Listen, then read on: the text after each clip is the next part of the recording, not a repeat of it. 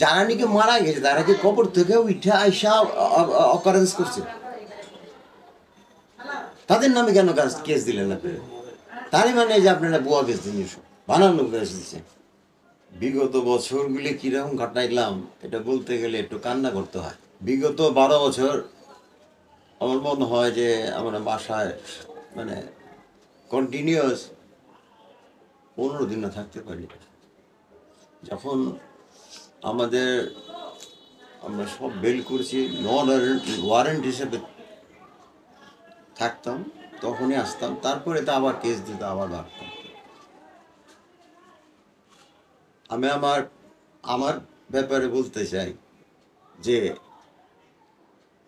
আমার এমনও সময় গেছে, বাইরে ছিলাম, অন্য বাসায় ছিলাম, তারা যে আমাদের থাকতে দিচ্ছে এটি বড়। এমনও সময় গেছে যে আমরা সকালে নাস্তা করতে পারি। মসজিদের নামাজ পড়তে গেছি, খালি কাঁদছি যে আল্লাহ, এটা তুমি কি পরীক্ষা আমাকে ফালাইলা। নিজের বাড়িতে যেতে পারি না, এলাকায় যেতে পারি না, 3বার জেল খাটলাম। এর চেয়ে দুঃখ আর কি বলবো।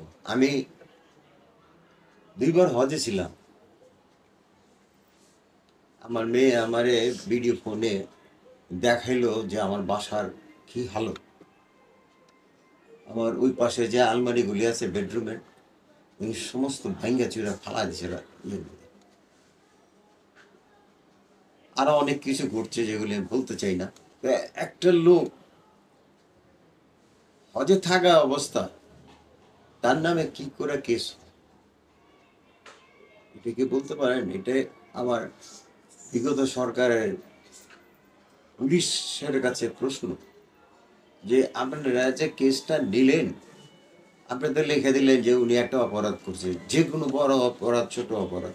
আমি তো এই দেশেই ছিলাম না, আমি কি করে অপরাধ করব? আপনারা যে ভুয়া কেস দিছেন এইটাই প্রমাণ হয় যে আপনাদের সমস্ত কিছু সাজানো।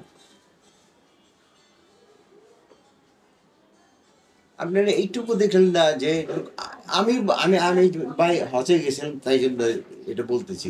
আর যারা নাকি মারা গেছে তারা কি কবর থেকে উঠে আইসা অকারেন্স করছে? তাদের নামে কেন কেস দিলেন আপনারা? তারই মানে যে আপনারা বুয়া কেস দিন, বানানো কেস দিচ্ছেন। কিন্তু এই যে স্বাধীনতাটা বা এই জয়টা আসলে কতটুক টিকিয়ে রাখা সম্ভব বলে আপনি মনে করেন? আমাদের এই অত্যাচার যে আমাদের উপরে করেছে, এই অত্যাচারের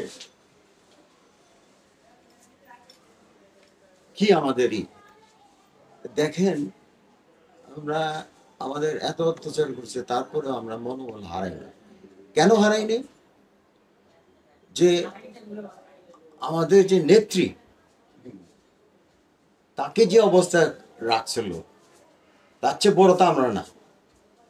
সুতরাং আমরা এটাই চিন্তা করছি যে আমার নেত্রী যদি কষ্ট করতে পারে, তা আমি কি? আমি তো কিছুই না। সুতরাং ওইটা তখন তার কষ্টের দিক চিন্তা করে আমরা এটা ভুলে যাইতেছি। এটা ধৈর্য রাখার মতো যে পরিবেশ, এই পরিবেশটা আমার মনে হয় যে এখনো সৃষ্টি হয়নি। এই পরিবেশটা সৃষ্টি করতে হবে। জয়টা তো আমার একা নয়, জয়টা আমার এলাকার নয়, জয়টা হলো 17.5 কোটি মানুষের। সুতরাং 17.5 কোটি মানুষেরই সচেতন হইতে হলো। সচেতন নাগরিকের ভূমিকা পালন করতে হবে যে আমি কি করলে পর এটা আমাদের যারা কর্মী আছে তাদেরকে আমি বলি, আমি যদি একটা লোকের সেবা দিতে না পারি, সেটা তো আমার ব্যর্থতাই। কিন্তু আমার ওই লোকের মনটা জয় করতে আমার কি করতে হবে সেগুলিকে লক্ষ্য রাখতে হবে।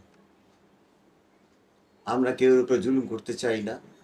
আপনি হয়তো জানেন কিনা জানি না, 5 তারিখে যখন দেখি আমরা এই বিজয় উল্লাস করতেছিলাম, বিজয় মিছিল করতেছিলাম, আমার যে অপোনেন্ট আছে যারা আমাদের উপর এই ধরনের আচরণ করছে, অত্যাচার করছে, যাই নিপীড়ন করেছে, আমি আমার সেই ইয়েতে বলছি যে আল্লাহ সে ব্যক্তিকে ভালোবাসে যেটি কি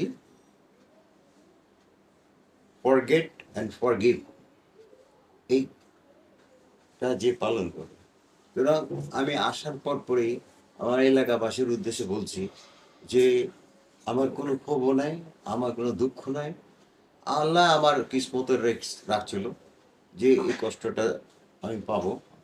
এটা হয়তো ভালোর জন্য হইতে পারে, এটা আমি জানি না, কিন্তু আমার সঙ্গে যে যা করছে আমি সব মাফ করে দিই।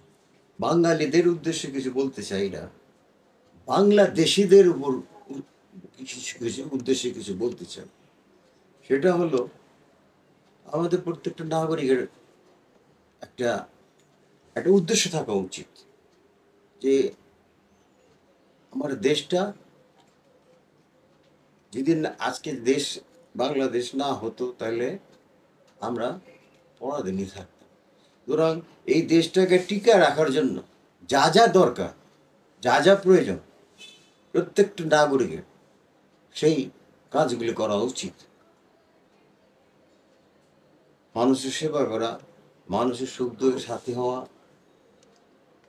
মানুষের উৎসাহ দেওয়া, ভালো কাজের জন্য,